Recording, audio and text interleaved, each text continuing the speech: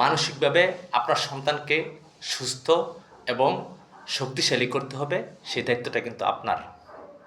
একজন মা হলো একজন সন্তানের প্রথম স্কুল, মাদ্রাসা, আপনি যেটাই বলেন সেটা। তো একজন মা যদি একজন সন্তানকে প্রথম অবস্থায় ভালো কিছু শিখায়, সেই সন্তান কিন্তু সেটাই সবসময় মনে রাখে এবং তার মনে থাকে এবং সে সেটাই আজীবন বহন করে বেড়ায়। এটাই প্রকৃতির নিয়ম। একজন মা হলো এরকম যে একজন মা রাস্তা প্রথম তৈরি করে, অর্থাৎ আমরা যেটাকে গ্রামের ভাষায় বলি প্রথম রাস্তায় মাটি ফালায়, মানে মাটি ফালায় রাস্তা তৈরি করে। আর সেই রাস্তার উপর কার্পেট ফিটিং করে, অর্থাৎ ঢালাই দেয় হলো শিক্ষক। শিক্ষক সেই রাস্তাটাকে উপযোগী করে তোলে। কিন্তু আপনার যদি রাস্তাই না থাকে, তাহলে এটা কোথায় উপযোগী করে তুলবে, কোথায় কার্পেট করবে?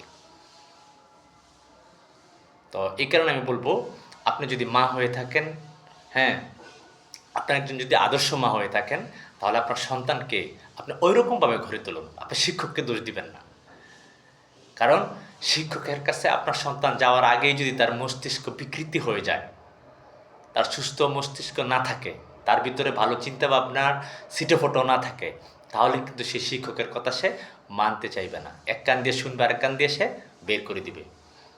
এজন্য আপনি আপনার জায়গা থেকে আপনার সন্তানকে আপনার কোলে রেখে, আপনার পাশে রেখে, ঘুমানো অবস্থায়, খাওয়া অবস্থায়, চলাফেরা অবস্থায়, ঘুরোফিরি করা অবস্থায় ভালো কিছু শিখান।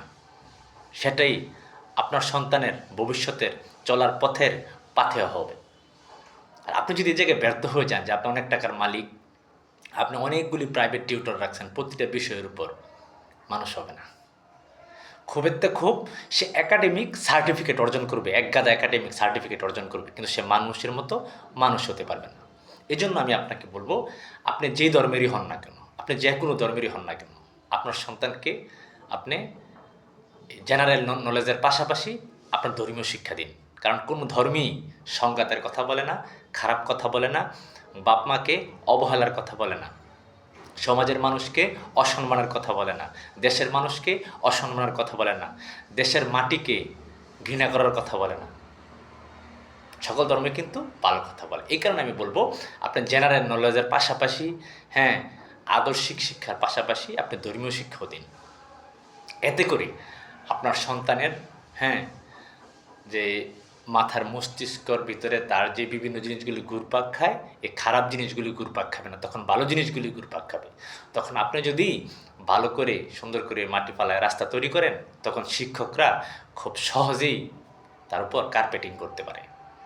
এই জিনিসটা কিন্তু অবশ্যই মনে রাখবেন। আমি আবারও বলবো, একটি মায়ের কোল হলো একটি সন্তানের স্কুল বা মাদ্রাসা, আপনি যেটাই বলেন সেটা।